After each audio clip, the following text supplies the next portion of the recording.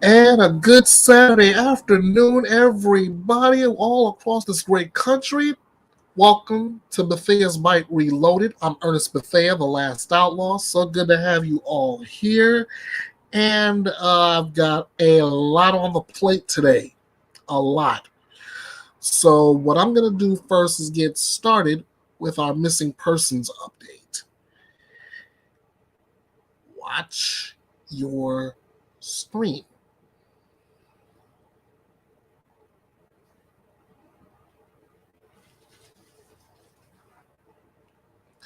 All right.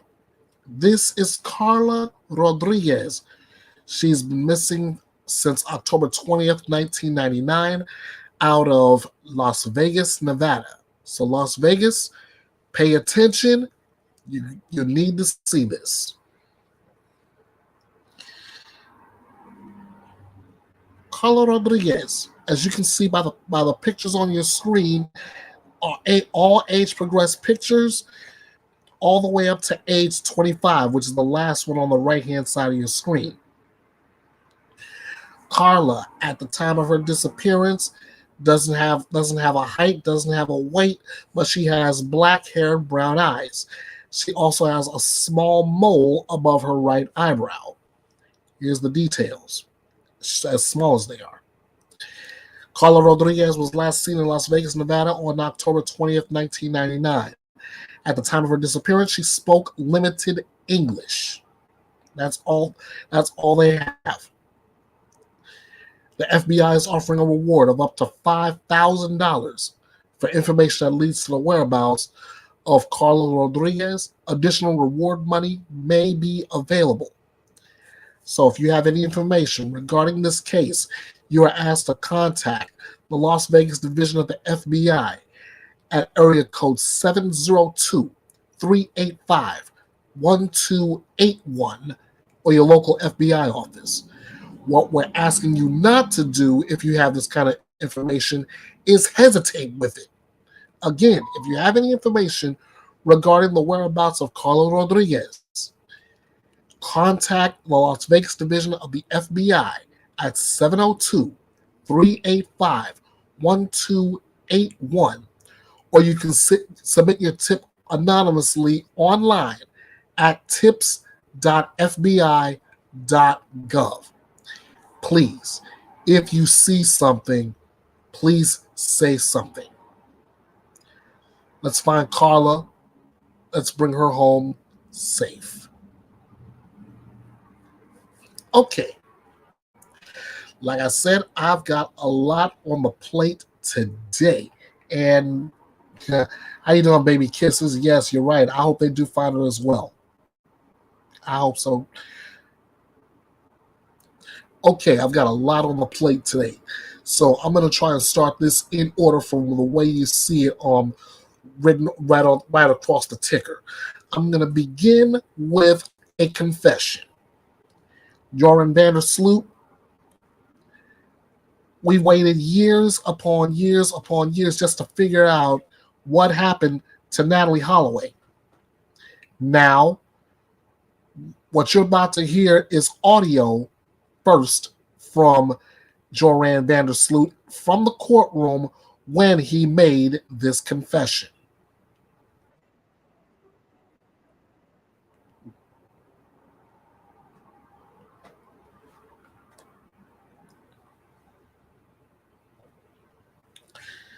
Stand by. I'm doing just fine. This is going to be a crazy weekend for Bethea'S Byte Reloaded. You'll see why as we go along. All right.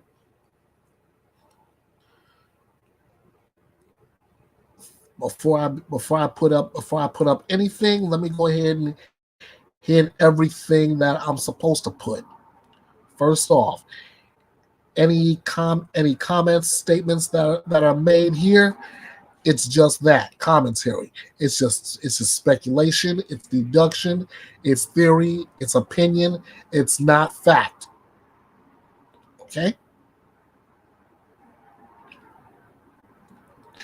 Oh yeah, it does. It does sound like it does sound like it's gonna be a crazy day. Well, we're just getting started. So let me go ahead. Let me go ahead and hit the old copyright disclaimer because the first thing you're gonna see and hear is coming from my good friends at Court TV. Shout out to all the crew, from Julie to Ted, Kelly, Matt, Julia, Judge Ashley, Michael, and of course my main man 50 Grand Vinny. All right. Also, a trigger warning because throughout, at some point, you're going to see this trigger warning again for ample reason. Anything you see in here may trigger your mental health, may trigger your emotions. That's why I say at the very end of it, viewer discretion is strongly advised. Okay. Now, let me go ahead, get my screen shared, and we're going to take you right to Court TV. Ted Rollins is at the anchor desk as we get to hear from Joran Vandersloot as he makes the confession the entire country, I should say, has been waiting to hear for years. Welcome back. The prime suspect in the disappearance of Natalee Holloway will soon be back on his way to Peru after admitting to killing her. Joran Vandersloot's admission was part of that plea deal after being charged with an extortion plot involving the Holloway family. Vandersloot's audio confession has now been released. We read what he said. That was one thing yesterday. Well, now, if you haven't heard it, pull up a chair because it's about 3.5 minutes long. This is Joran Vandersloot's confession. This is the portion released by the federal government. Here he is talking about what he claims he did to that 18-year-old, soon-to-be college freshman. Take a listen. Plus, she asked to go back to her hotel, but I was just trying to get dropped off a little bit further away from her hotel so we could walk back to her hotel and I might still get a chance to be with her. Okay. That's what I was hoping for. Okay. So what happens? Yeah, Deepak drops me off at a place a little right of the Marriott Hotel known as the Fisherman's Huts.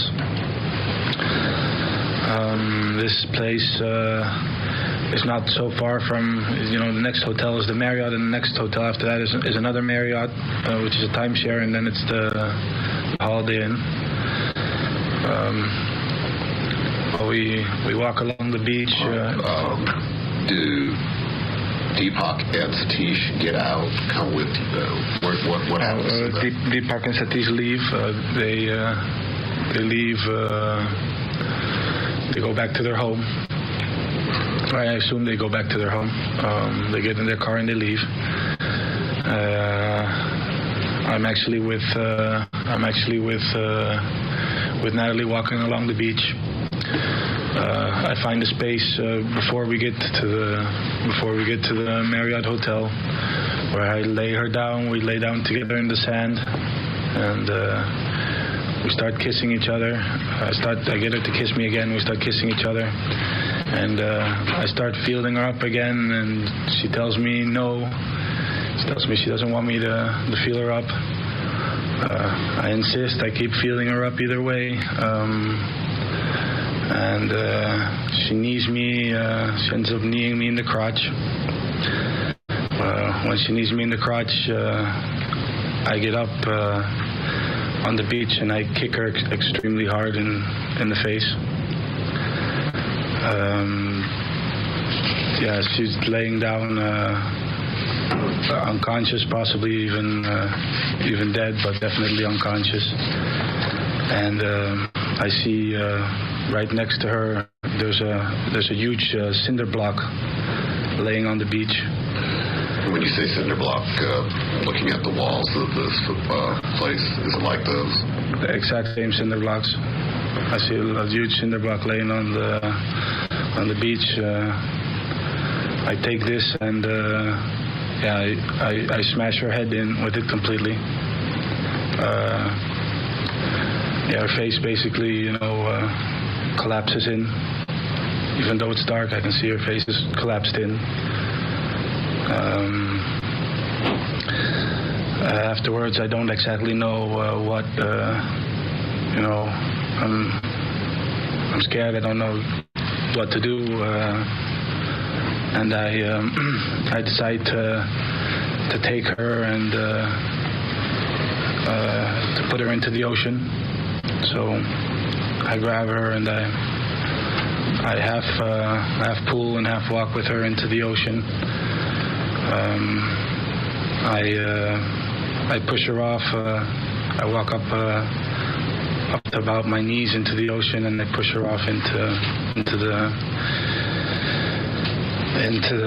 the sea.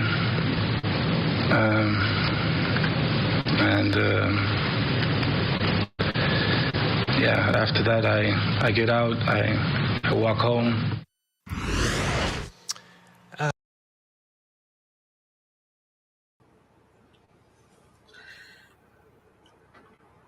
Before I say word, before we get any commentary in the aftermath of that, I'm just saying, wow.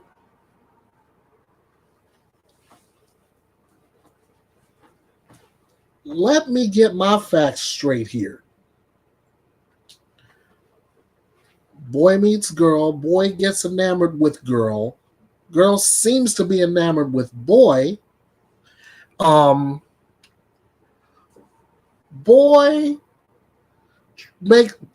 puts the moves on her. Girl says no. Boy tries putting the same moves on again. Boy gets a knee for his troubles. He retaliates with a kick and then bludgeons her with a center block. Lady Outlaw, how am I doing on that? According to the confession.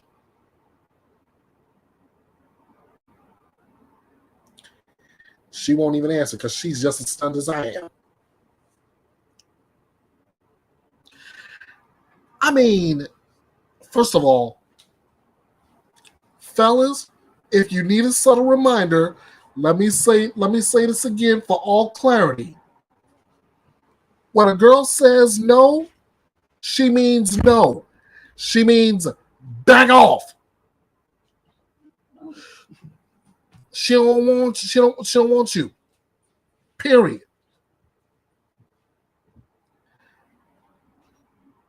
Second, what I'm still trying to figure this out. I mean, what is it with guys nowadays with the whole attitude of, if I can't have you, no one can? Or nobody says no to me. What is that?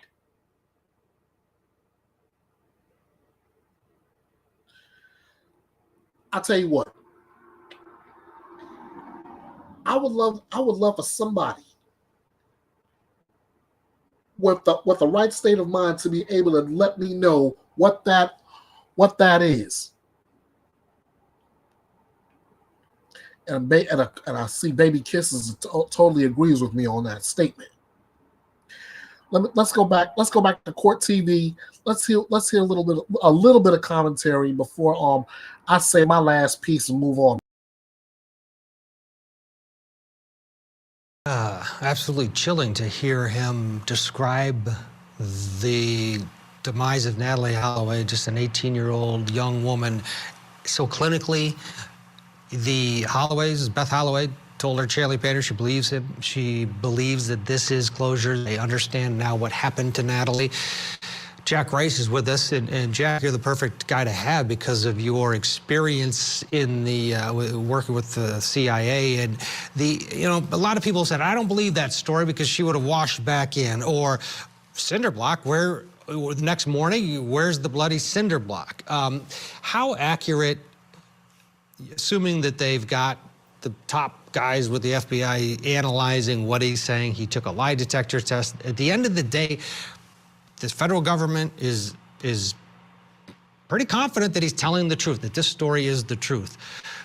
Does that hold water to you, given your experience? Can you tell when someone's lying? It's a great question. When we think about what it is that Vandersloot says, a part of this is about the interrogation that you get to a statement like this. But then what you're going to do, and what they didn't show you, was probably the 15 times they did it in every different direction.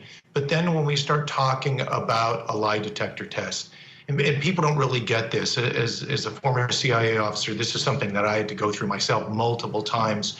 And a polygraph is really a tool of its own to drive people. So they start pushing him on all of those issues. And I'm quite confident they did, because that is a part of the piece. Part of being a polygrapher is not sitting back passively. They're actually interrogators. And so what they're doing is they're interrogating him as they're doing the polygraph.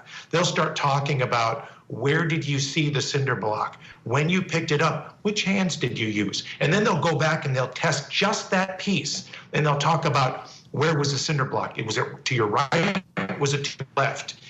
Where did you do afterward with the cinder block? These are all pieces that are actually designed to support what you get in a case like this. And so when they've gone to this effort to get to this answer, now they desperately wanted it, so we got to remember that.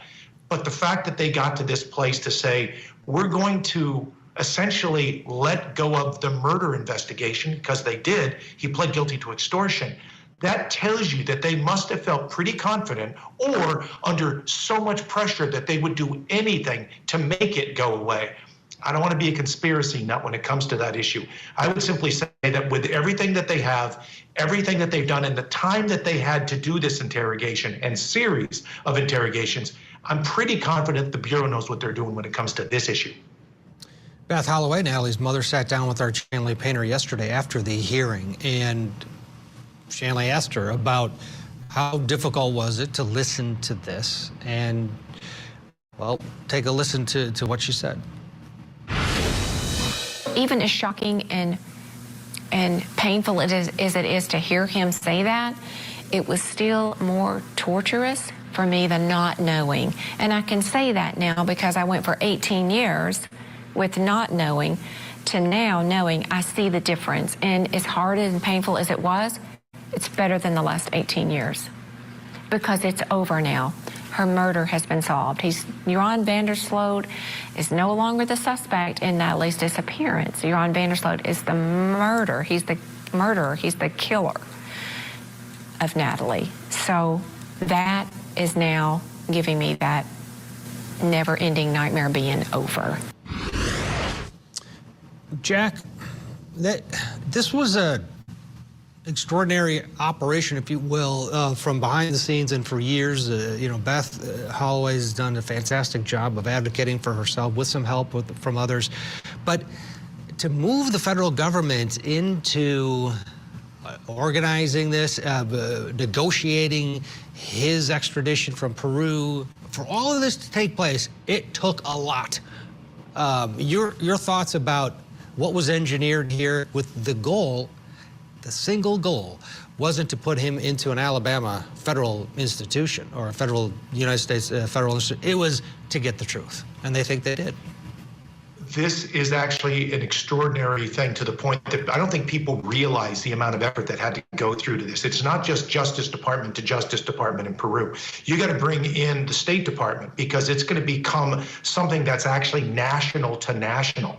It's a question of not just of extradition, but how you get somebody out to come here to address one particular issue with the knowledge that they're actually going to admit to another, and then they go back. I mean, just so people understand, what we have here is a man who has already pled guilty to a murder in Peru. He's already serving 28 years for that murder in Peru. He comes to the United States. He pleads guilty to extortion. He's going to serve 20 years for that extortion. He's going to serve it in Peru concurrent, which means side by side, not one after the other, but side by side. And so he's not going to do a day longer than if he didn't plead guilty or wasn't found guilty or was never even charged in Natalee Holloway's case or the extortion. But what really says something about Beth Holloway is the extraordinary effort that this incredibly brave woman has gone through to just not only drive the prosecutors in the United States, to drive the Justice Department, to drive the State Department, to drive those in Peru, to all come together and collectively agree to this, and then get Vandersloot to agree to come in and do it. But he says something else, Chad, and it's this. Sometimes people think about murder or any crime, frankly. It's not about technically the family. It's actually about society. We prosecute people in the United States and around the world. You prosecute on behalf of the people of the United States, the people of Georgia, the people of Minnesota. But it still is about the family. So in this case, it wasn't about getting the murder conviction. It was about this man telling this mom what he did to her daughter. Now that in itself is nothing short of extraordinary.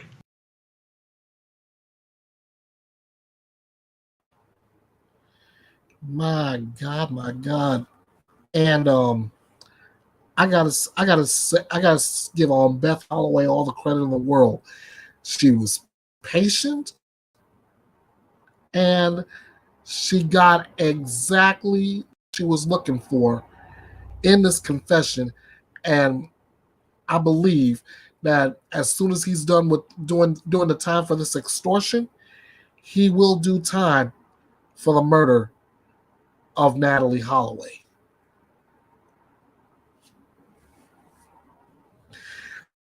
All right, we're gonna move onward. Next up is the verdict in the is it the verdict in the Bathtub murder trial next? Yeah. You know how I love seeing justice served, right? So we're gonna get that set for you right now. And let me go ahead and get my disclaimer up again, because again, this is coming direct from my friends at Court TV. All right, here we go. First the verdict, then I'll explain everything. There's only one sentence. And then state argument. There's only one sentence the court can pass at this point. No score sheet is required. The state will be waiving restitution and cost of investigations due to the sentence. Defense. I would agree with Mr. Jay's assessment. Mr. Tronnes, something you wish to say prior to sentencing?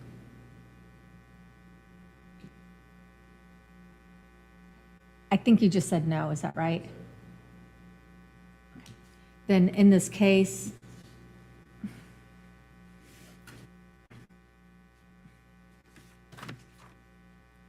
CF 1812472, the court will adjudicate you guilty, will sentence you to life imprisonment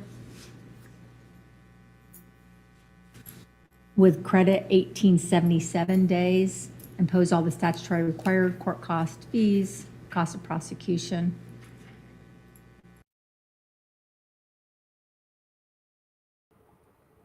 That was what you call quick.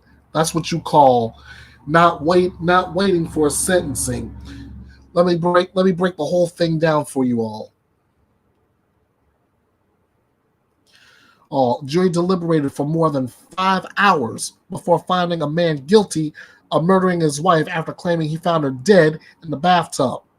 The gentleman you saw in the video, David Tronnes, pled not guilty to first-degree murder charges and has maintained that he found his wife had already died when he found her in the bathtub after an apparent fall at their home on April 24th, 2018.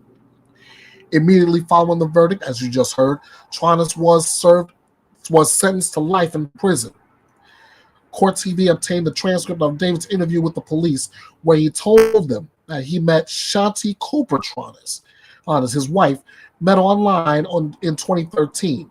And after a brief courtship, he moved to Florida to be with her and her young son, Jackson. Shanti shared custody of her son with her ex-husband. While David was unemployed, Shanti ran her own business.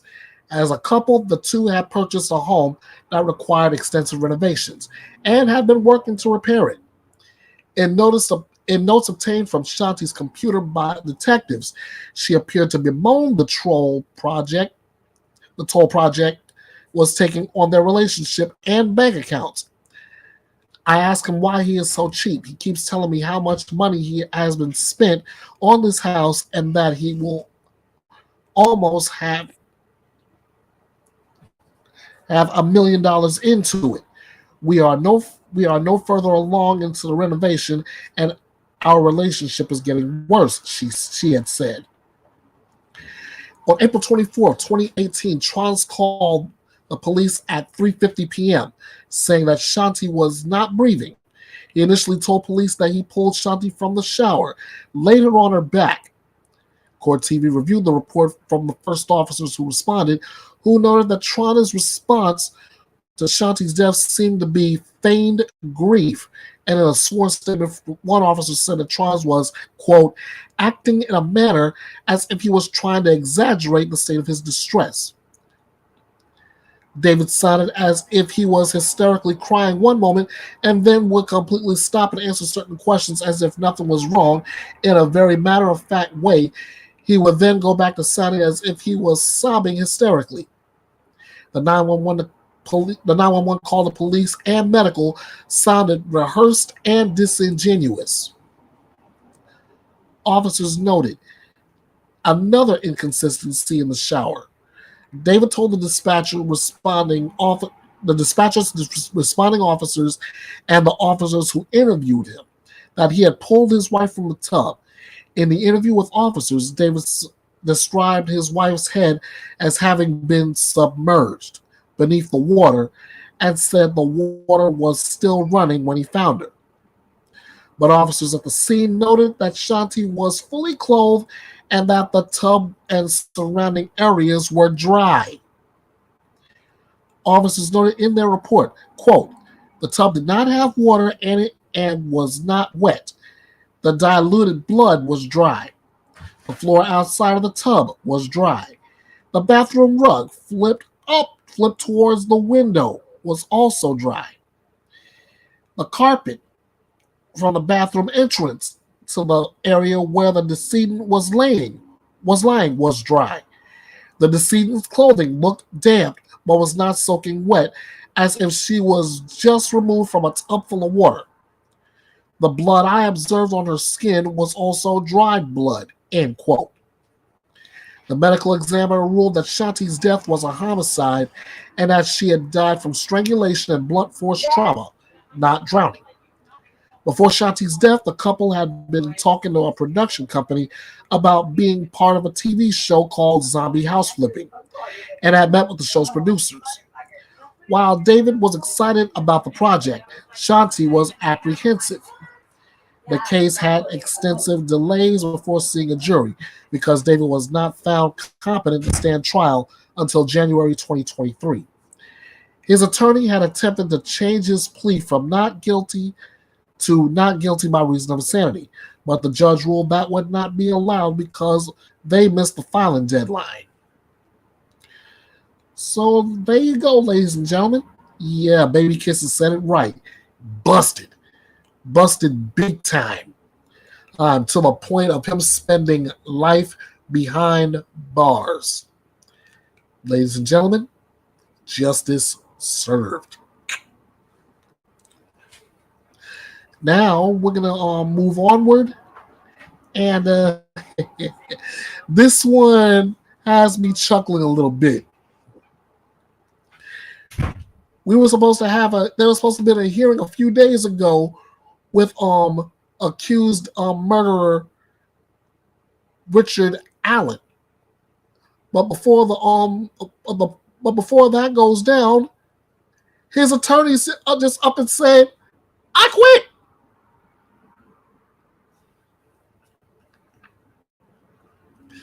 Let's go to let's go to Court TV. This is breaking news to them, and this, yes, as you saw the screen pull up. This was breaking news at the time, and this shocked me when I heard it too.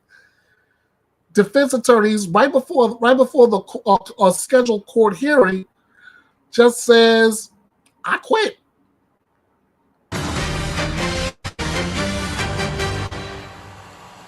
Welcome back to Court TV Live. I'm Judge Ashley Wilcott. Boy, we have big breaking news in the Delphi murders case.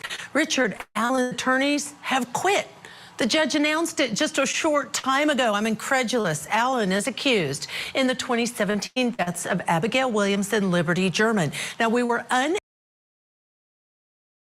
to air the hearing live. That was part of the court order, but we can show it now. Let's get into court. The court's now in session. Elmer Franagall presiding.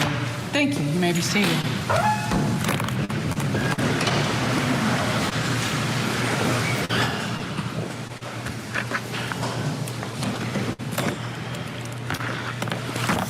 We on? All right, we are on the record in State of Indiana versus Richard Allen, 08C01-2210 MR1. Thank you for your patience, ladies and gentlemen. Thank you, Mr. McClellan, Mr. Luttrell, for your patience. We've had an unexpected turn of events, ladies and gentlemen. Earlier this afternoon, the defense attorneys have withdrawn their representation of Mr. Allen. Mr. Baldwin made an oral motion to withdraw. I granted that oral motion to withdraw, and Mr. Rosie will be submitting a written motion to withdraw, I'm assuming within the next couple of days. They have confirmed with the court that Mr. Allen's financial situation remains static, meaning he is continuing to be entitled to appointed counsel. I will reach out to public defenders to make that appointment. As Mr. Allen is now without counsel, I've ordered him transported back to the Department of Correction. Mr. McClellan, I know that we have already scheduled a hearing in the Carroll Circuit Court October 31st at 9 a.m. I'd like to maintain that hearing if we can, please. Yes, Your Honor. I think at that point we can have counsel appointed. I'd like to set a new trial date. Obviously, I don't believe counsel will be prepared within the next couple of months to try a case of this magnitude in January. So we'll set dates for the trial. I think we need to set a date as well for the suppression hearing that was filed now by former counsel. I have asked the attorneys to provide all of the discovery previously provided back to the state of Indiana. I know I entered a protective order on the discovery, and honestly, I don't remember when that was. I think it was in April of this year, perhaps, maybe sooner. But the attorneys have been ordered to provide all of that discovery back to the state.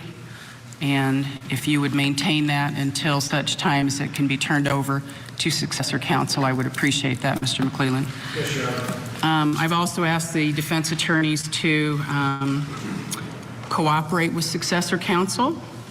They're not required to do that, but I think that they will in the best interests of Mr. Allen. They're not required to provide any of the work product, but they will be required and have indicated that they will cooperate with successor counsel. So obviously, without counsel, Mr. Allen's hearing cannot proceed. I apologize that I know many of you have been waiting for several hours. I know, Mr. McClellan, you and your staff, and you had some witnesses here that came earlier to have the hearing, but clearly this is outside of our control. So is there anything, Mr. McClellan, that you'd like to state for the record? No, Your Honor. I think we can address the other issues at the October 31st court date. All right. With that being said, then, we are in recess. Thank you. I'll see you in October. All rise.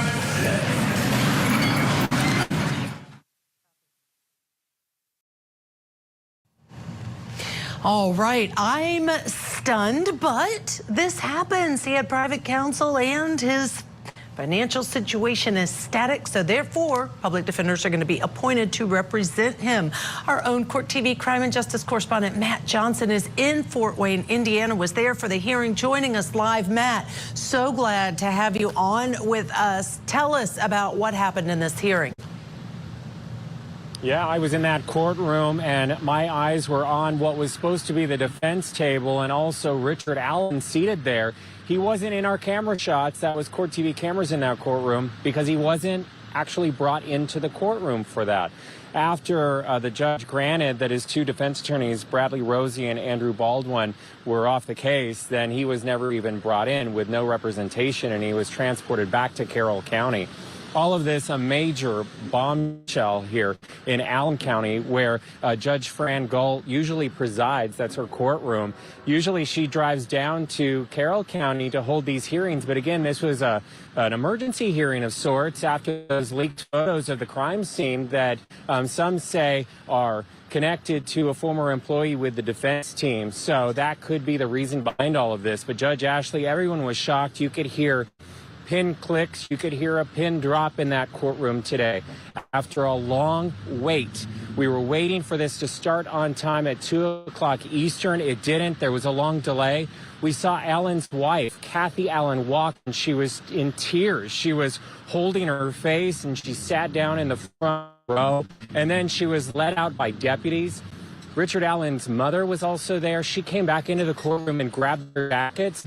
And Barbara Mack and I, my producer who is seated next to me, we looked at each other and we said, wow, something major is about to happen. And it did, Judge Ashley. You are not kidding. Something major happened. All right. So I know you said that he was not in the courtroom. The mother was in the courtroom.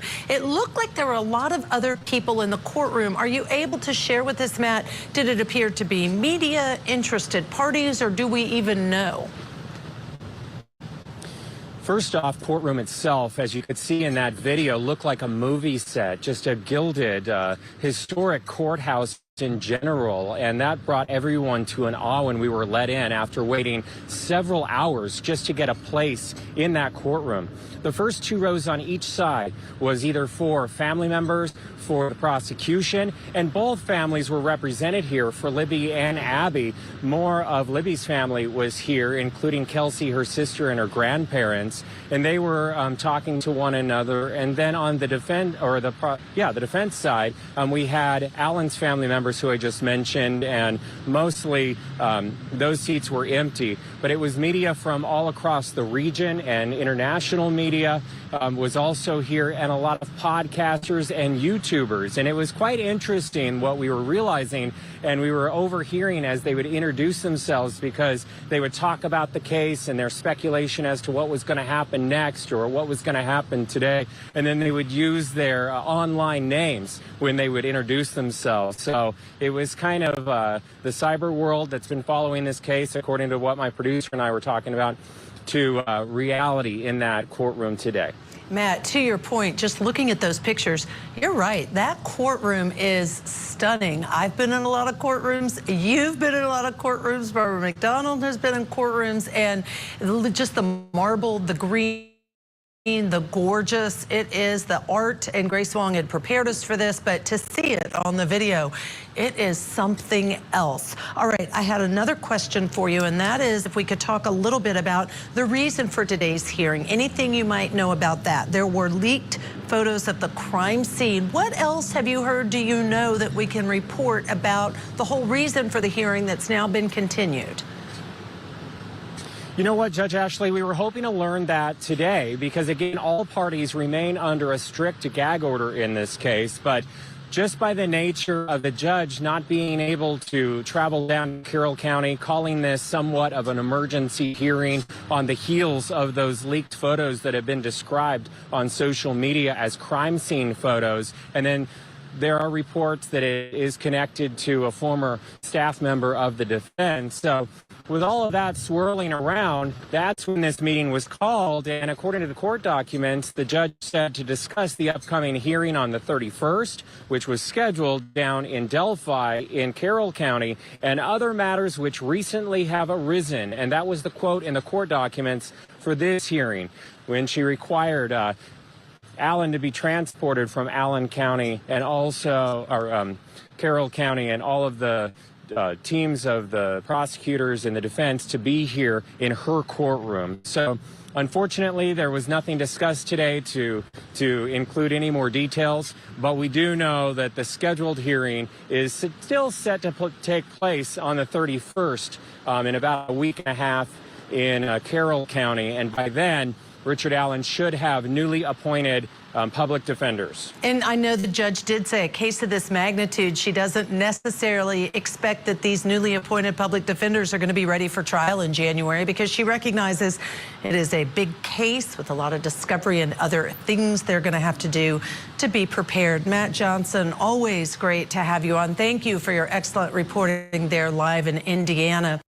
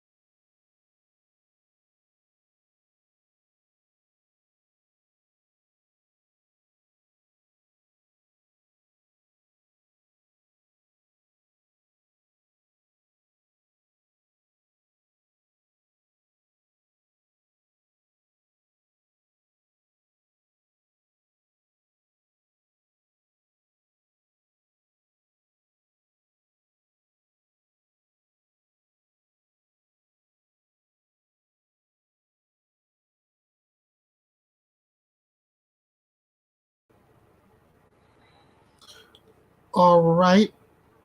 And that was one of those moments in court that just came right out of nowheresville. You're getting set to have a hearing, then all of a sudden your defense attorneys just up and quit. Now, I just said the baby kisses that as when she said that she wished that the defense attorneys were disbarred, to which my response was simply, don't be so hasty. I feel there's a reason for these defense attorneys withdrawing from Richard Allen's defense. And it may have something to do with these leaked photos.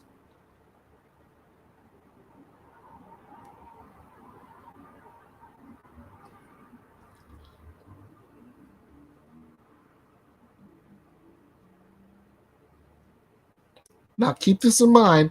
This is coming from Richard Allen's former attorney. As it stands right now, we don't know whether he has a brand new attorney or not.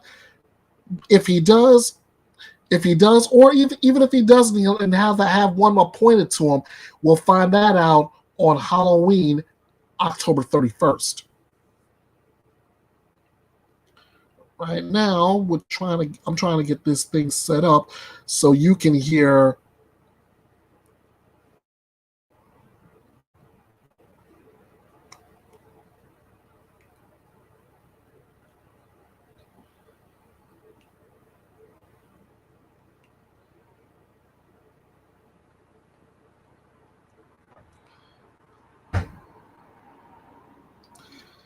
All right, there we go.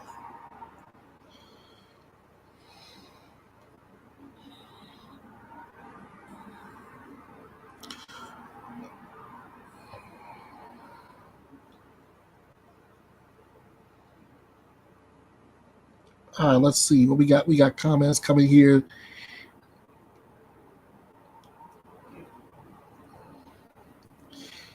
Yeah, it does. They were in the judges' chambers for several hours, and Ms. Boone has gone through several attorneys. Yep, that's fact.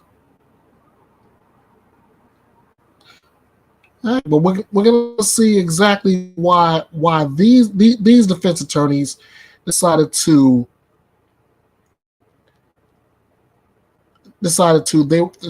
just up and quit.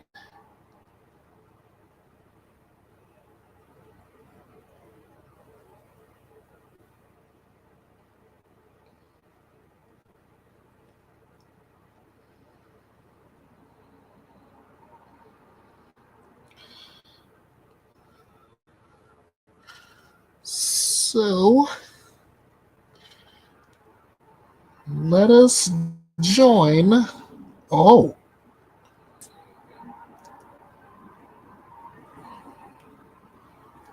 If I can pull my chat back up because it's frozen. Okay, there we go.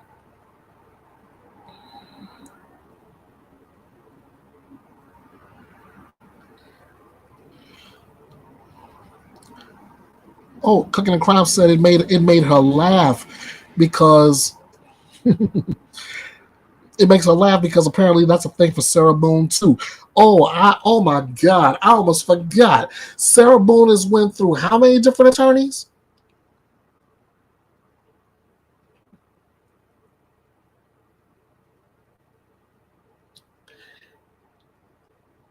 This I'm gonna agree on. She said, "Oh, she's telling Baby Kisses, oh baby. After this, look her up. For lack of a better word, she's a trip and a psychotic." She's went through at least 3. I can attest to that because I know of one. She sent a letter to the judge, and she sent the letter to the judge in the case, and boy, oh boy, this woman is on something. I don't know what, but she was on something. But that's a totally different case. Let's go ahead and get the debrief from Michael Ayala and Matt Johnson of Court TV, which is why I came here to the chat originally, just to get to my copyright notification right here. Of course, and I'm shouting these guys out. As Michael Ayala, Matt Johnson, great coverage as always. But then again, it's always great coverage coming from Court TV.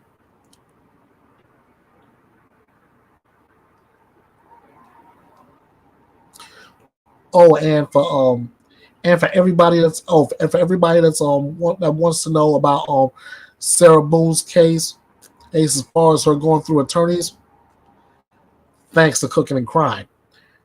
She had a private attorney, and she's on her second attorney, public defender type, who's also trying to get off her case. No need to apologize, Cooking and Crime. You helping that every little bit of information helps. Let's go to the debrief.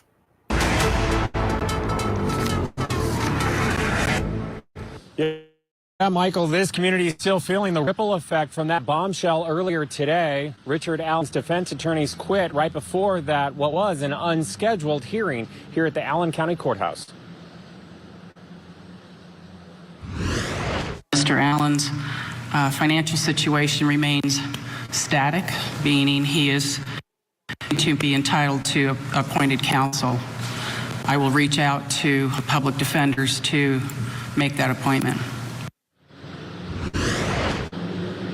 And moments before the judge's major announcement there that his defense team has stepped down, Allen's wife, Kathy Allen, left the courtroom in tears. She ran out of the courthouse. The suspected killer, Richard Allen, wasn't even present since he had no counsel. Podcasters, YouTubers, and court watchers waited hours to get a seat in the Allen County Courthouse, a courtroom surrounded by 8 to 10 sheriff's deputies. This was also the first time that cameras were going to be allowed in this case. Abby and Libby's families made the trip up from Delphi. They sat in the front of the gallery, everyone looking at them, knowing that this could be a game-changing day, and it was. The judge announced, quote, unexpected turn of events. Family remains under gag order and unable to respond to today's announcement, but here's a reaction from a court watcher. Take a listen. What's your reaction to the fact that his counsel withdrew and he wasn't even in court today? Very disappointed. However, just talking to some other attorneys and people local that have been following it very closely as well, it doesn't seem to be much of a surprise that they've recused themselves essentially from it. So very disappointed from my standpoint. However, it doesn't seem like it's that shocking to most at this point. What questions do you have about the case?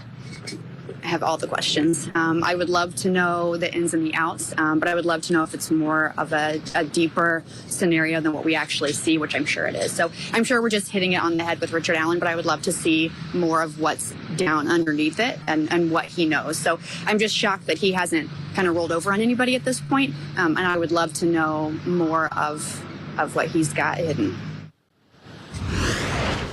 And remember, today's unscheduled, unplanned original hearing that was last minute by all accounts was on the heels of what was reported to be leaked photographs of the crime scene that were traced back possibly to the defense team. And we're hearing more about that because the defense team, before stepping down, it seemed like they wanted to stay on the case and said that they had remedied the problem within their office. Quote, Attorney Baldwin did nothing wrong. He was snookered and abused. This was a statement from Attorney Baldwin's counsel that he retained. Mr. Baldwin trusted a friend to respect his office space. He was betrayed. Since the transgression happened, Mr. Baldwin has kept all Delphi-related items locked in a room or in a locked fireproof file cabinet.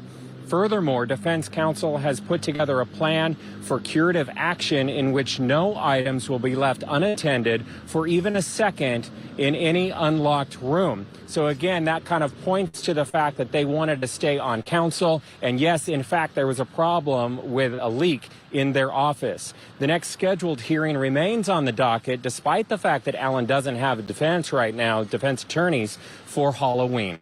That is the very latest from Allen County. I'll send it back to you in the studio.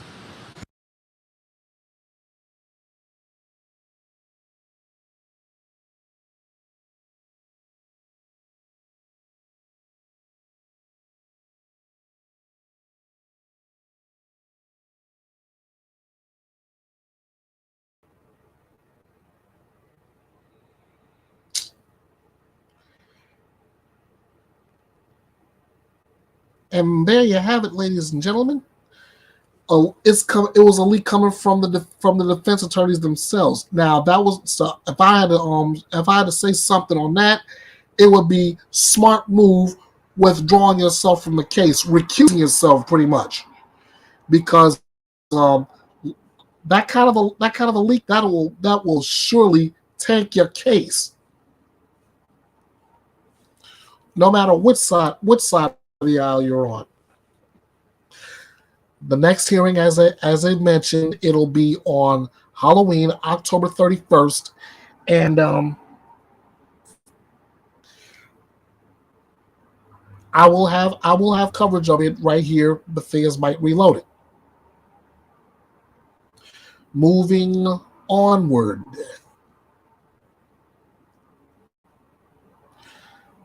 This one, somebody brought to my attention, and I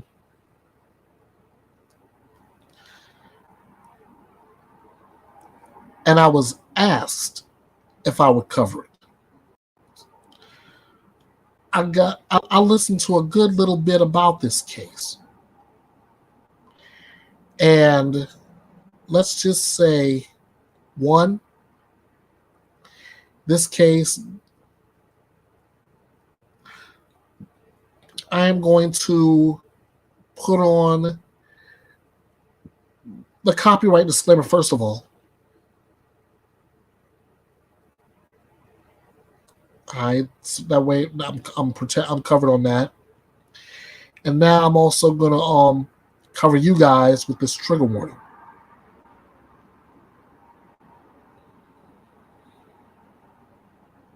Okay, now that I've done that, what you're about to see in here is coming from 6ABC in the Philadelphia, Pennsylvania area. And again, that trigger warning, it's for your mental and emotional health. If this is a case that'll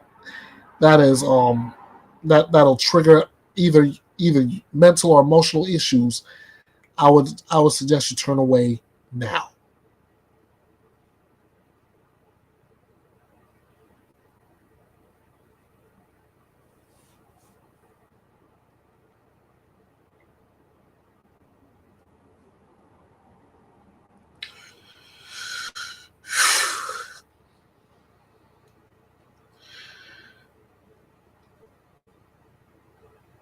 Keep in mind this case has come from earlier this past summer.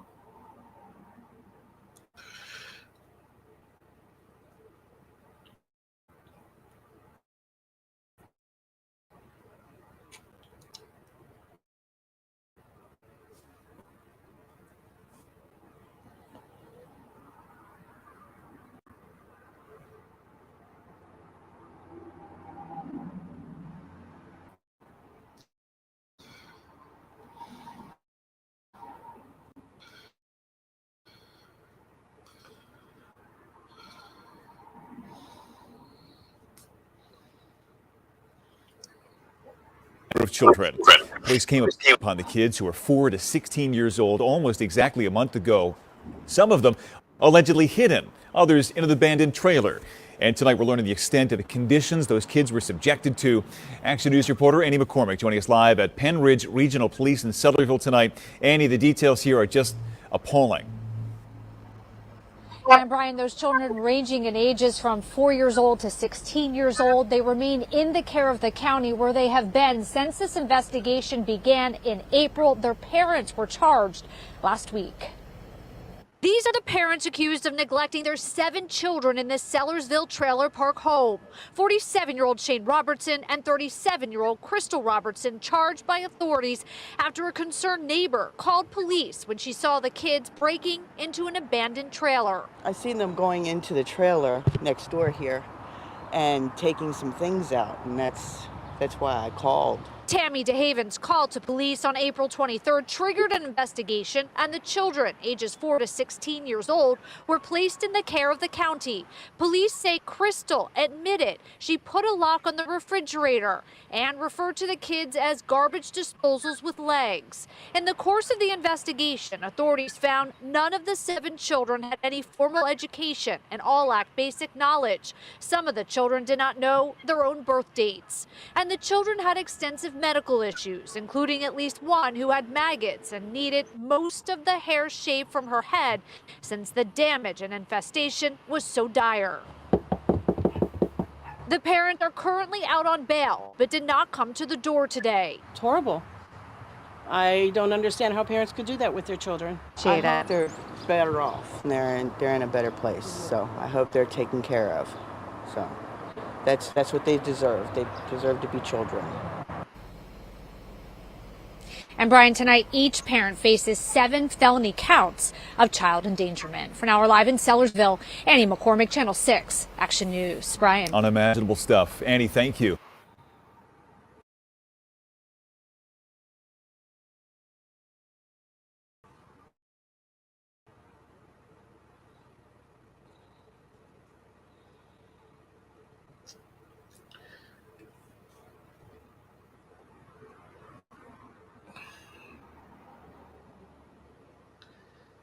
Disgusting.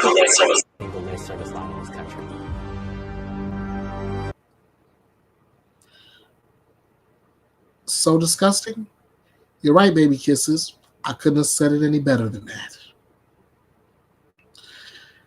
Reading the article out disgusted me.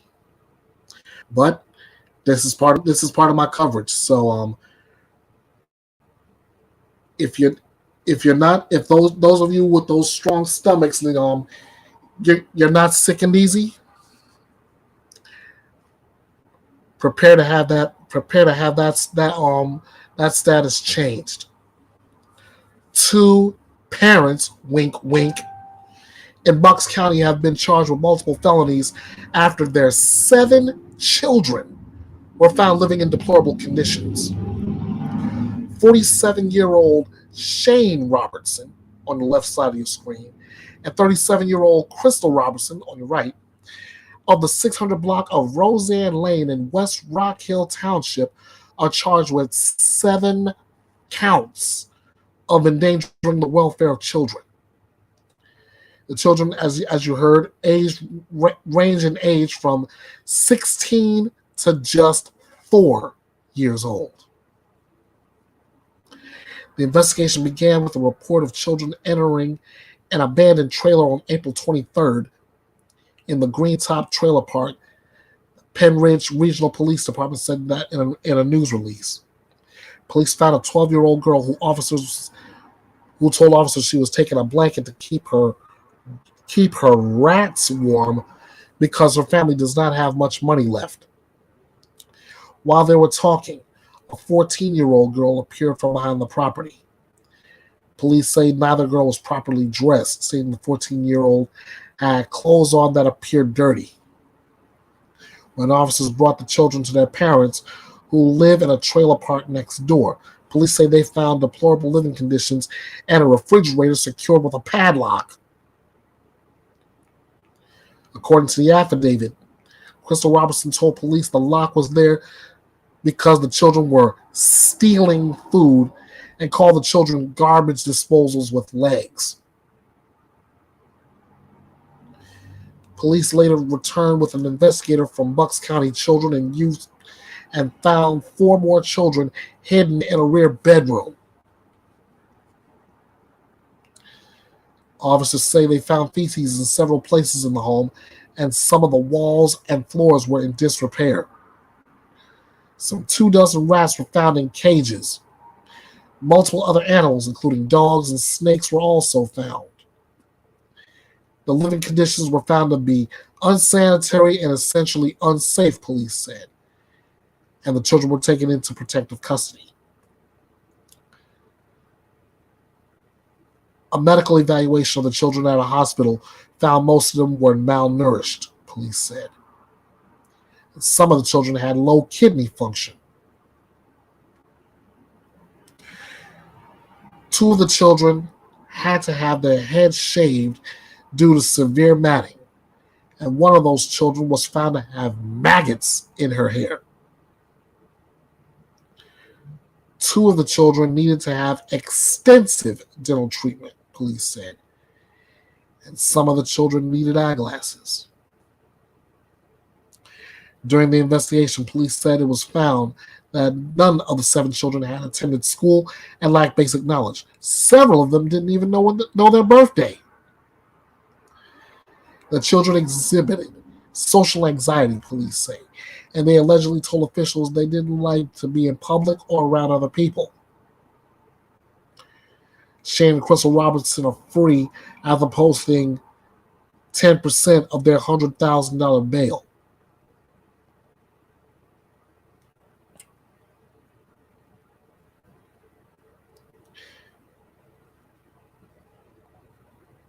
Ugh.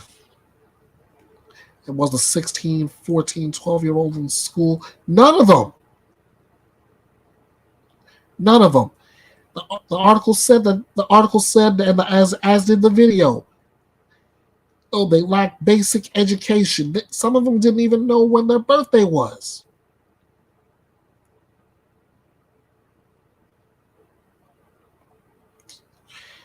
And that is what sickens me most.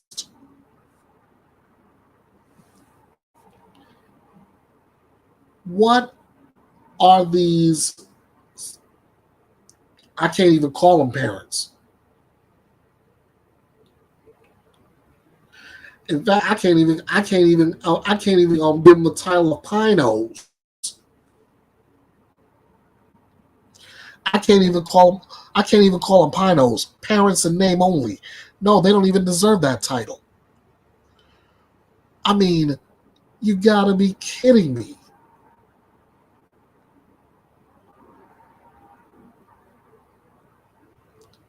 Seven children, malnourished,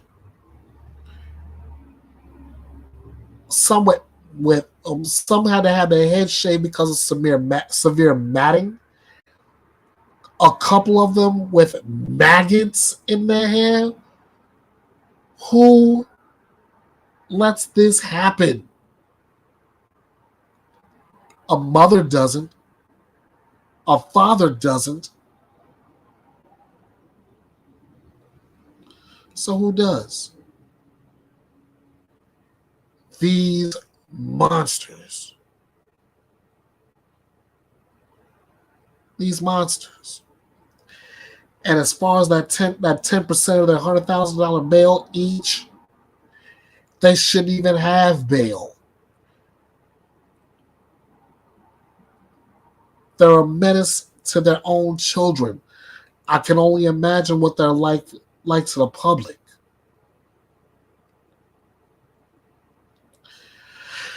So, to the person who shouted out to me to get a look at this case and cover it, I will cover this case. And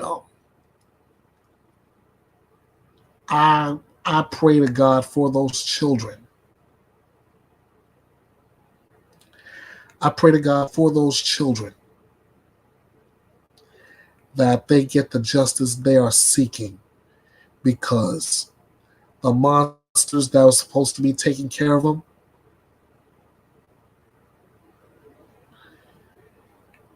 they let you down.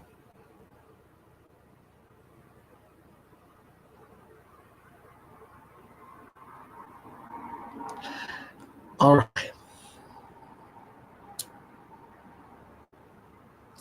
Before I show you my, let's see, Baby Kisses says that she totally agrees. They're not parents.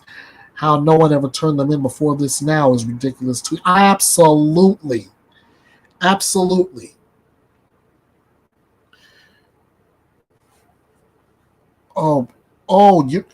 Please stick around. I got one last thing, and I have my own closing argument to go through. Please.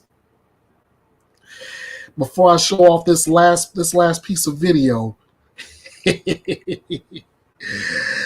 I'm laughing at this because my closing argument may seem more like an insult. Now, remember all last weekend I was covering the boy in a box case. And I'm halfway through on that because we still have to go through Tracy's case. Well, I'm here to show you. I'm going to show you a little piece of video where Tim Ferriter's attorneys now are arguing for his release from jail while he's awaiting sentencing. To which I say, what's wrong, Tim? Big tough man can't handle being a box of his own?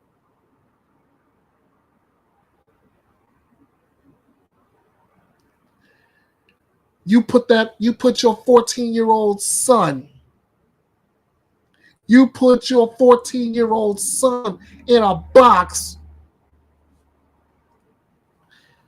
You put your 14-year-old adopted son in a box with no windows, with air conditioning that he can't touch, with a fan which is only going to blow hot air in that box.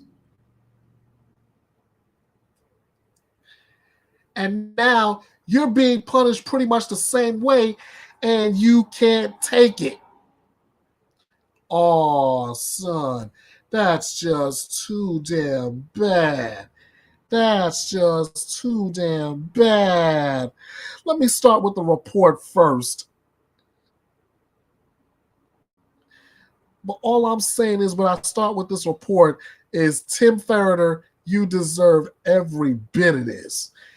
And I can't only wait to see what the sentence is. I'm hoping for the max to run consecutively. I'll explain that in just a minute.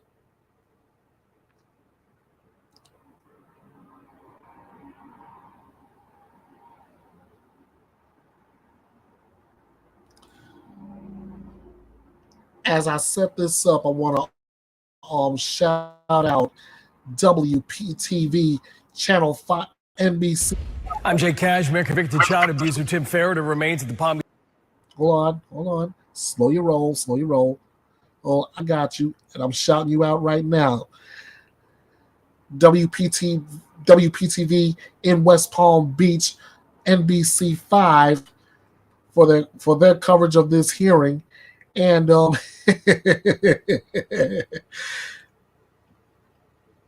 Again, I say, for Tim Ferriter, that's just too doggone bad. Too doggone bad. What you did the adopted son. Now it's happening to you. The only difference is, brother, you have your own toilet, which is more than we could say for your adopted son, in which you put him in a box with his own bucket.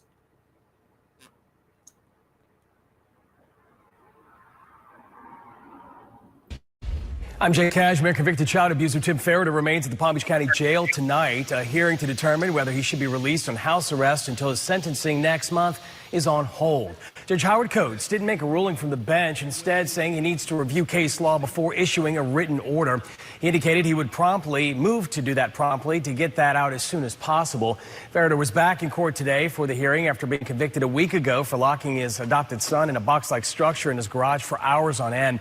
His attorneys want him out of jail so he can prepare for his sentencing. They argue he doesn't have custody of any of the children and is not a flight risk.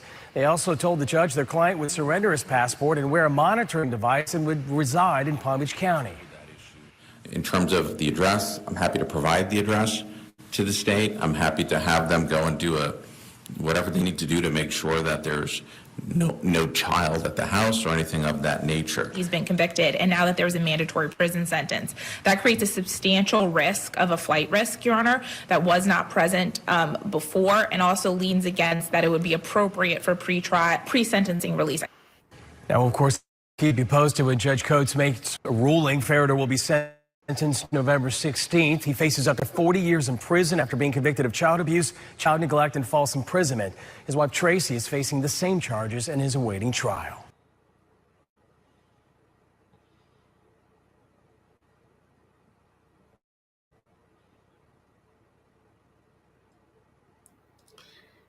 And he deserves every bit of that.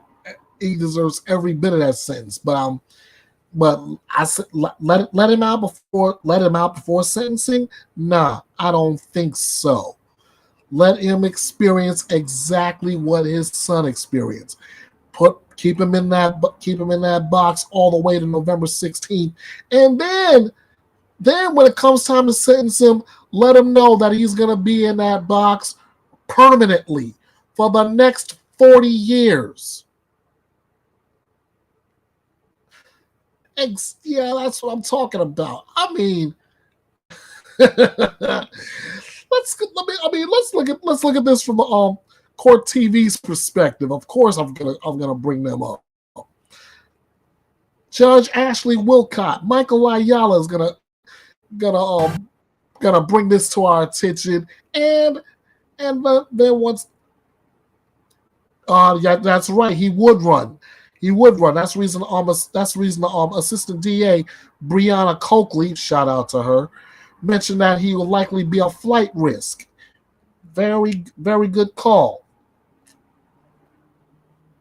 Very good call. Some states in the U.S. has no extradition either. Well, in Ferriter's case, at least in Tim Ferriter's case, he won't have to worry about extradition. This all happened in Florida, and he's gonna be there, and he's gonna be there for a hot minute. So here we go. There's your copyright notice. Let's go to Court TV. Judge Ashley Wilcott, Michael Ayala, take it away. The animals had the freedom to go around the house, yet he was the one that was locked in that box. The state never made any allegations that he was in there 24/7. The state never said that he had never left his room. He did. The only time he left his room was when there was a parent around. When they told him, you're allowed to come out. It was not reasonable to lock him in a box. It was not reasonable to leave him in the dark. It was not reasonable to leave him in the room with no air conditioning. It was not reasonable to make him pee in a bucket. Welcome back to Court TV Live. I'm Judge Ashley Wilcott. And I'm Michael Ayala. We have new developments in the boy in a box case in Florida. The judge could issue his written ruling any day now on Tim Ferriter's request for a bond ahead of sentencing. Ferriter appeared in court this time in a blue jumpsuit, fighting to be temporarily released from jail. He was seen trembling during his court appearance. Just last week, he was found guilty of child abuse and other charges for locking his adopted son in an 8x8 windowless room built in a garage, and he was locked in that room for up to 14 hours at a time. We, the jury, find as follows. As to count 1, we find the defendant guilty of aggravated child abuse as charged in the information. As to count 2, we find the defendant guilty of false imprisonment as charged in the information. As to count 3, we find the defendant guilty of neglect of a child as charged in the information. Now, the judge agreed with the prosecutor that a pre-sentence release is incredibly rare, but didn't give his final decision at this point. Let's listen to some of the arguments in that hearing. As Your Honor knows, it's an incredibly rare thing for there to be a pre-sentence release. There are very specific guidelines that dictate post-sentence release, but this type of posture is incredibly rare, and I cannot think of a case in my career where there was a pre-sentence release. The defense has articulated that he doesn't have any continuing contact with the children. That is just not true. The youngest child in this case was adopted by his co-defendant's parents, and he's had continuing contact with that child even since he's been in custody.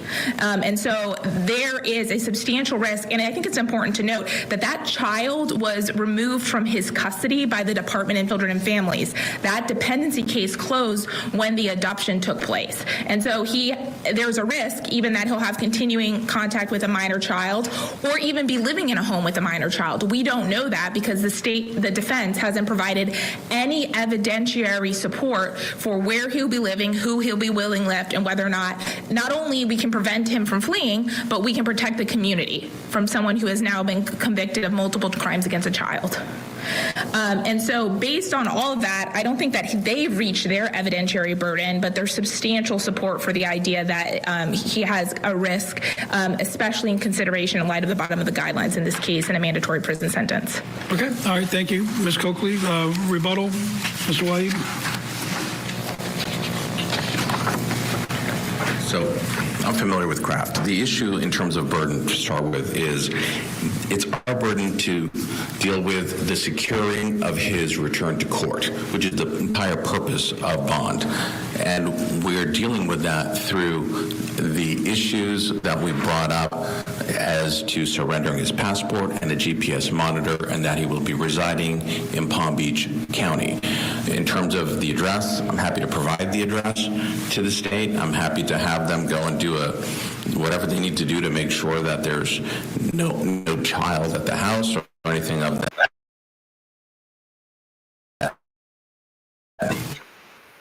The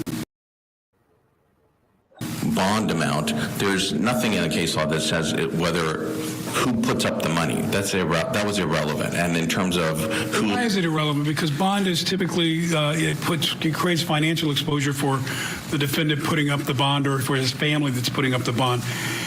If he's not the one that put up the bond, why isn't that a factor I can consider in the sense that the normal scenario where the defendant would feel the financial pressure of the bond doesn't exist here if someone else has put it up? Well, because first of all, even if as to the previous bond, this is what we're talking about, right? The $50,000 bond, sure. So clearly, he did continue to come to court on that. So the evidence in the record is that it did work. He did continue to come to court all the way through trial. So there's no issue that I don't think the state's even saying that he missed a court date. So there's no issue that didn't work. Of course it worked. We know. We went all through the process. Sentencing for Tim Ferriter is scheduled for November 16th. That's less than a month. And he faces 75 months, which is a little more than 6 years, to 40 years for his convictions. Yeah, a significant sentence. Joining us to discuss is criminal defense attorney and former prosecutor Franz Borghardt. And Franz, I'll just put it to you very simply. What do you think his chances are of getting some kind of relief for this motion? Yeah, I think he's going to be staying put, Michael. I don't think a judge is going to let him out on bond. Now, look, in a vacuum, it could be said, look, this is a guy that showed up to court. This is a guy that probably has a minimal criminal record. Is society really at risk? Is there a risk of him not showing up? Probably not. So could he be granted a post-conviction bond, so to speak? Sure. He's not going to be granted a post-conviction bond. He is looking at a mandatory minimum sentence. He's probably going to get far more, I suspect, than the mandatory minimum sentence. He's probably going to stay put. And look, this is how our justice system works, is you get convicted of horrible, terrible crimes, and you go to prison sometimes. And that is the long and short of it. And this judge, to me, did not seem like a judge who strays. He was very, I felt like, very experienced, very on top of things, knows what's going on. But also, let's talk about, in this case, there was a 2-year plea offer. We don't know what all the conditions or terms of that were, but we know that we were able to see and show our viewers that he said, no, thank you, I'm not accepting that plea, I'm not entering a plea. And does that factor in at all, do you think, to the court? Because it's really the judge's discretion now to determine whether or not he's going to allow him to be released. So theoretically, Judge, as you know, you're not supposed to get a, quote, trial tax for going to trial and losing. However, that judge sat through the entire trial, has heard the facts. He's been convicted. I don't know that he's being punished now, but he's been convicted and is looking at a mandatory jail sentence. The other thing that has to be in the back of the judge's mind is there is another trial in the pipeline, and perhaps the co-defendant, seeing what's happening to her spouse, might convince her, whether it's right or wrong, that perhaps she needs to consider taking a plea or a resolution. So there's a lot of little factors. No, we're not supposed to punish people for going to trial. It happens sometimes. I don't know that this is punishment, though. This is just reality. You're looking at a mandatory minimum jail sentence. There's no good reason for him to be out during the pendency of his pre-sentence. This is normal. You know what's interesting? The state made a very interesting argument in that area, saying, hey, look, Judge, he turned down a 2-year plea deal. So that just shows you how adverse he is to jail. Now that he's facing 6 years, I think you throw it in the pot in determining whether he's a flight risk. Now, there was an interesting argument that they made, so you can use it in that sense. I got to ask you, where do you think the judge might fall with a sentence? I got the distinct feeling from the judge that he was not happy about this case from the beginning. He didn't like the facts of this case. He's got a wide range to deal with here, 6 to 40 years. Where do you think is appropriate? Because I can tell you, this was a horrible, horrible case. But I do believe this was a man who just got the discipline wrong, very, very wrong. And a long jail sentence, I'm not sure, is the answer. Maybe treatment, maybe other things might be the answer. But anyway, I'd love to get your thoughts, Franz. So I feel like my gut is telling me, and this is totally just gut, 10 years and some time on the back end to where maybe some of the time on the back end suspended. So maybe what we call a split sentence, right? 10 years of which he serves a certain percentage of the 10 years. That covers the mandatory minimum. That gives him a little bit additional. He won't spend the rest. I don't think he's going to spend the rest of his life in jail. And I agree with you that I think this was a galactic mistake, an inexcusable mistake. But I think this guy is salvageable as a human being.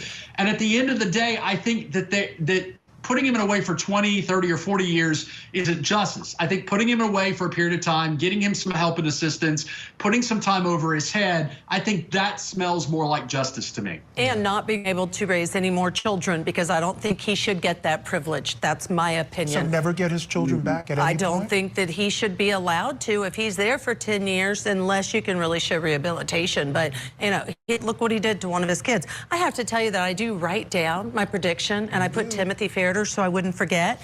And I, too, on the 4th of October, said 10 years. Now, we may be wrong, but Franz and I are thinking along the same lines.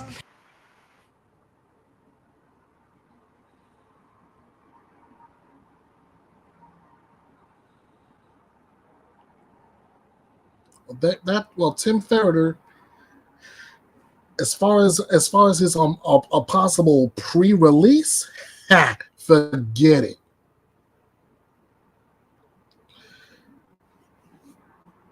He wants out of jail before sentencing, and I want $1 million. Neither one of us are going to get what we want. But like I said in commentary, he deserved every bit of this, every bit.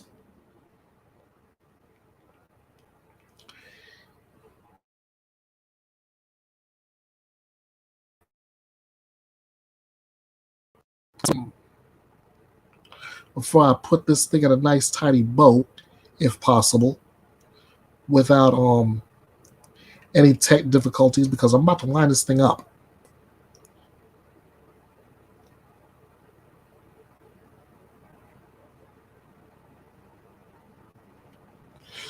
Oh, great. I freeze right at the very end of this, too. 4 comments on this. Okay. All right. Let's see what we got here. All right, let's see. Right on. You said right on that he's guilty. Of course he was guilty. Locking his son up in an 8x8 box for pretty much nothing. Come on. YouTube was mad for mentioning the Skinner box, a shrink in Freud time. Locked his daughter in a box since she was 2 for years. She ended up with schizo. I don't see why. That's information. That's information. That need to know. Yeah, 2 years.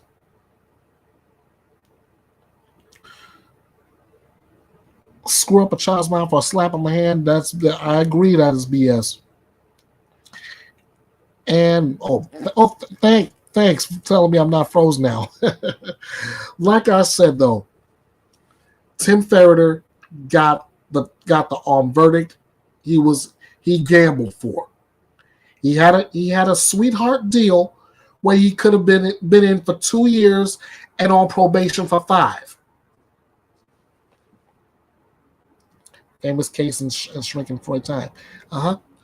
He gambled on this. He had a sweetheart deal, 2 years in prison, 5 years probation. He decided, nah, I'm gonna roll the dice. Ladies and gentlemen, if you remember what I said when I wrapped the trial up, I said he rolled snake eyes. I stand by that statement. I mean, look at him now. He's in the courtroom begging to be released before sentencing. He's trembling. He's disheveled. He's instead of wearing a nice freshly pressed business suit, he's wearing a prison blue jumpsuit. And who can he blame? Can't blame the kid. Can't blame any of his kids. Only thing you can do, like Michael Jackson says, look at the man in the mirror. I'm just saying. So, ladies and gentlemen, it's been how's he? He thinks he's got a chance. He thinks he's got a chance. Yes, but as always, he's in the it's like we say today. He's learning now that he's in that stage called F around and find out. He's in the finding out stage. He's in the early part of it. He's like, the first part of it is, okay, we found him guilty. Let's just give him a taste of what his child went through. We're not letting him out until time for sentencing. At least that's what it seems like right now. We'll hear what the judge says later on. Then, November 16th, when we get the full sentencing, then he'll know what that phrase means.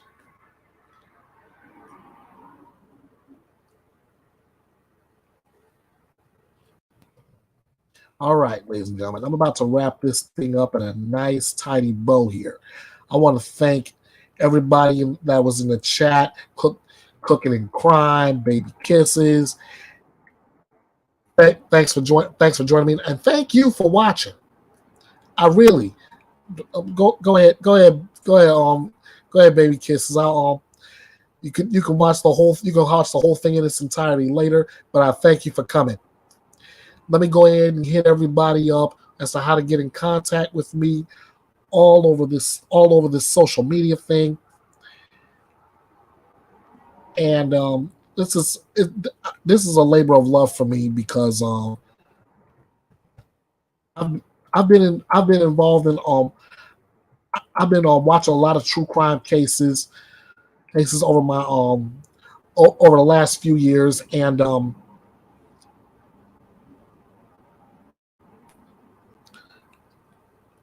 I just need a platform to cover it and put my own 2 cents about it.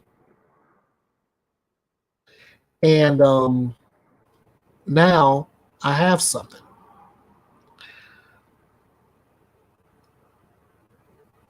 And now that I have it, I can bring it to you. And you guys can follow along.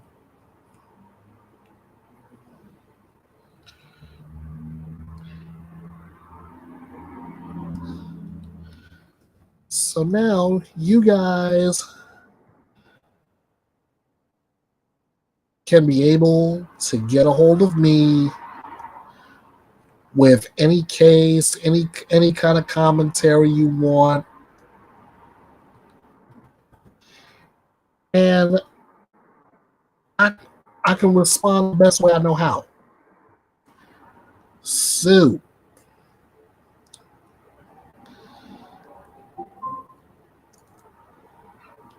let's go ahead. So before I bounce out of here, here's how you can get in contact with me. I'm on Facebook at Bethea'S Byte Reloaded True Crime. I'm on X, formerly known as Twitter. Handle still the same, at EKB316. I'm right here on YouTube at Bethea'S Byte Reloaded. Catch me on Instagram at EKB316. The difference between the by the way, just in case you're a little unfamiliar, the difference between my Instagram handle and my X handle is that my Instagram handle is lowercase EKB, whereas on X it's uppercase. You can also hit me up on TikTok, King of Hearts 316 2021, up there, and you can email me. Not the hardest guy to find on the internet. You can email me at kingofhearts316_09 at outlook.com. Guys, thank you so much for joining me. I appreciate you all. Without you, as I've said many, many times before, this true crime engine does not run without you. So thank you. From the bottom of my heart, I love you guys. I want you to take that love. I want you to spread it around, and be good to yourself. Be kind to yourself. It's a beautiful thing. Trust me. Do that, and because I want to see you right back here for another edition of Bethea'S Byte. Let's do this again next weekend, right? Until then, I'm Ernest Bethea, the last outlaw. Thank you again. Let's do this again. So until next time, you all know what to do. Bite this. Hey guys, this is the last outlaw saying thank you to all who have watched and subscribed to Bethea'S Byte Reloaded, your true crime and drama-free destination. I couldn't do this without you. Did you enjoy this video? Are you looking to get more information about what you have seen and heard here? Are you looking to give feedback as to how I can present this better? Here's what you do. Like this video. The more eyes on it, the more this information gets spread to others, which makes it a step closer to justice served. Share this to your social media. Again, with more eyes on this, the closer we get to seeing justice served. Drop me a comment.